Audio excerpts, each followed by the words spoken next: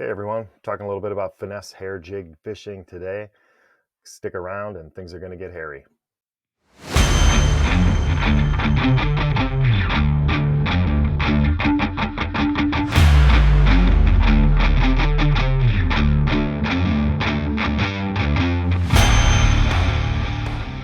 Okay, today we're talking a little bit about finesse hair jig fishing. In 2022, one of my newly focused or areas of fishing that I focused on the most was, I think, hair jig fishing. It was something I learned a lot about during last winter, researched it a lot. I'd done a little bit of it before, but never really gotten into the details of it like I did this past year, and I had a lot of success with it. When I started out fishing hair jigs, I was using the fighter fly, and Seth Fighters got this fly, or this hair jig rather, called the fighter fly, and here it is on the screen. That's what I started out with. I caught some fish with it. I didn't really know a lot about hair jig fishing at the time, um, uh, but I've got more now, and I've changed some things. Well, I still have a fighter fly or two laying around. I've switched to a different brand, and we'll talk a little bit about that too. That's 3G Smallmouth Solutions. It's a custom tied hair jig, and it's a pretty significant difference between the fighter fly and the custom job. There's my custom job, and there's my fighter fly. Um, and there's some component differences we'll talk a little bit about, and some gear. So we're going to talk about the fly itself. We'll talk a little bit about when. We'll talk about the equipment I'm using, both the line and leader, and the rod and reel setup that I'm using. All fits together to in one system rather, to make hair jig fishing as easy as it can be and to make it as successful as it can be. So let's start and talk a little bit about the when. And I think ice out until the damselflies stop is kind of my you know out there on the water system. But experts say between, say, 35 and 60 degrees is best. I think the fish bite it the best maybe between I'm gonna say 40 48 and 55 is probably the best range. 48 and 60 maybe is the best range. But I've caught fish on it by making some subtle adjustments all the way through when the damselflies stop. And a damselfly is that dragonfly that's got the black and blue on it.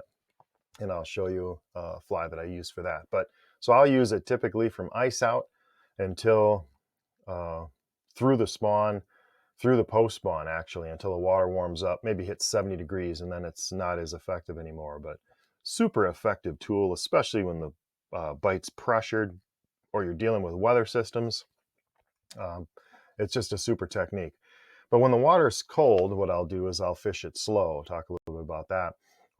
From ice out until that pre-spawn stage where they start moving up, I'll fish this thing really slow. I'll cast it out, I'll let it sink to the bottom, and I'll hop it, drag it. I'm moving it a foot at a time when the water's really cold. And then as the water warms up, there's more of a moving bite. You can tell when the fish get more aggressive and they're biting things more easily and they're biting moving baits. Then I'm reeling this thing in the water column, and I'm reeling it in the top foot of the water column, sometimes the top 6 inches of the water column, and just getting bit, just consistently, steadily retrieving that thing, and I get bit.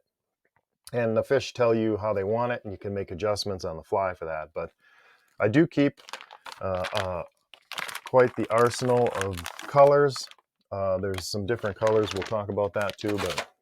But first, let's talk a little bit about the difference here of my fly choice. I said I started out with a fighter fly, and I just got that on the screen now.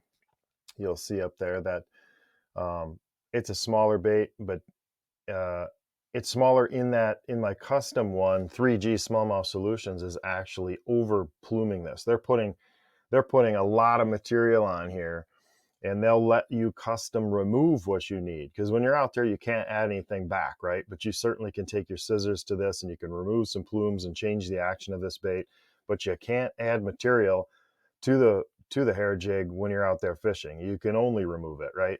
So it's a quality jig, or it's a quality jig, and he makes it in a few sizes. He'll make it in a 3/32 ounce, which is the lightest one. And by rule, you want to use the lightest one you possibly can get away with for the conditions. So if you can use 3/32, that's what you want to throw. He'll make a 1/8, and then he'll make a 3/16 to use when it's more windy out. And like I said, you throw the lightest one that you can get away with. Like I said, you throw the lightest one that you can get away with. Now, the smaller size of 3/32 and the 1/8 ounce jig have a number 1 hook on them. It's a sharp number 1 hook.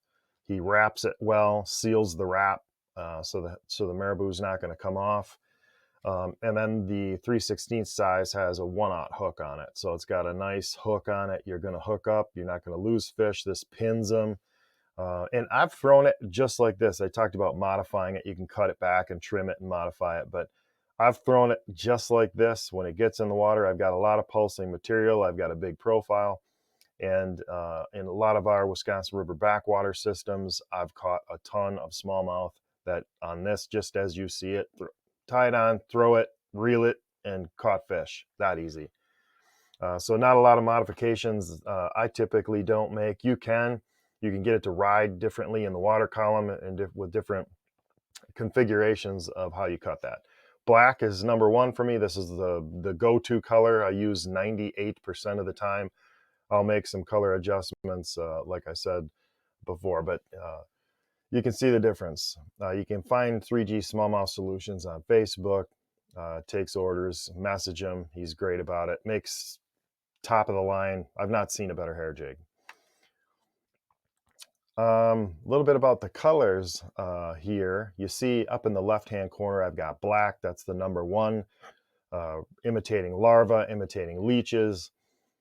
Next to it, I've got a brown, red, and orange one, and that's more of a crayfish style. You can trim that to fit the crayfish of the season, and that one is more slow rolled, right? So you'll want to reel that within the 6 inches of the bottom to imitate a crayfish. The other one, the black one, you want to reel within a foot, 6 inches the top. The next one in here, I've got a brown and olive. That can be another good color. I talked a little bit about the damselfly indicating kind of the end of the season. When they stop buzzing around the pads in the water column, then the fish kind of stop on the fly bite. But you'll see those little black and blue damselflies come out, and then they'll stop eating this, and they'll start eating that one that's got some blue in it. So that's another effective color. And then down in the left-hand corner, I've got one that's an olive and white, and that's a bait fish color. And I'll use that one if I'm live scoping some fish that are relating to bait. And then the other one I have on the screen there is a unique one from Freedom Tackle. It's a marabou swing jig. And that particular model, they make it in a crayfish and a black. And that thing actually has a swing head on it, and it really responds to your motion. You can drag it on the bottom and pop it, and you can reel it in the water column and jump it, and it really swings on that head and gives it a unique look that they may not have seen. If everybody in your club is chucking a hair jig, then sometimes that swing one will get you bites where the standard ones won't. So I've got sizes. I've got those 3 sizes I talked about. 3/32, 1/8, and 3/16. I've got every color and every size to match the conditions. And then the next thing I want to talk a little bit about is the gear, the line you need. Anyways, we'll get to lining gear. I've heard some people say they're throwing it on 15-pound braid and then 6-pound fluoro. I use 8-pound braid. You could probably get away with 6-pound braid. You want to be able to cast this easily, and so you'll tie your connection knot between your braid and your fluoro, and I use Reaction Tackle's 8-pound test high-vis yellow braid, and I use their red 6-pound test fluorocarbon line. And the red fluorocarbon line, I got a video on that if you can check it out. It's invisible, very invisible. It's very strong, very durable, and the pink coloring helps with nicks. You can if you get nicks in your line, minor nicks in your fluorocarbon line, they can show up and be visible. And this is a highly finesse presentation, if you will, and you wanna have things be as invisible as possible. So I err on the side of caution and use the red fluorocarbon line. So 8-pound test braid to a 6-pound test fluoro, and then I'm throwing that all on a 7-foot 2 or greater medium action rod, and I use a Sixgill Dreki. It's got a medium action and a fast action. So the tip is fast, it's medium, so I got a good parabolic bend with a fast tip. And then I'm throwing that on a high-speed Dreadnought 2000 series reel that's got a 7.1 to 1 gear ratio. And what that system does, it allows me to pick up a lot of line without a lot of furious cranking, so I can be finesse in my approach and react to how the fish are reacting. And it allows me to cast this thing, because in this season, I've always got this tied up, and I mean ice out until the water gets too warm for them to eat it anymore. And then I'll pick it back up in the fall. So I typically always have it on and throwing it in every condition I can. The thing that stops me from throwing this in this season is wind, too much wind. If the 3/16 won't throw because of the wind, then I'm moving to a hair jig. I'm going to move to a swim jig of a similar color, something I got some more weight to and can swim as well. But the 7+ foot rod gives you a lot of leverage to be able to cast that light bait and get it out there. And that's why I use the 8-pound braid. You could get away with good 6-pound braid with a 6-pound fluoro leader. Is that whole system is light to match the light jig to be able to get a good cast. You want to be able to cast this thing far. So the rod and the reel and the line and the leader are very important to making this system work. Otherwise, you're just going to fight it and be frustrated. So you've got to get the right equipment to get it out there. But super successful. You can cover a lot of water with this. You can slow down and make modifications when you find them. It's been just a phenomenal pickup for me from bass education standpoint. It's caught some key tournament fish in the last year, and it'll be part of my arsenal moving forward always. I'll always have one tied on and ready to go. Helps you in these situations that can be tough otherwise. And very effective.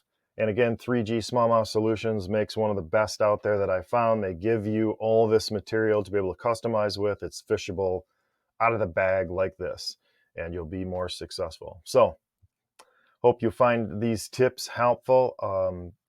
Get this system in place in your arsenal and try it. Dedicate some time to it.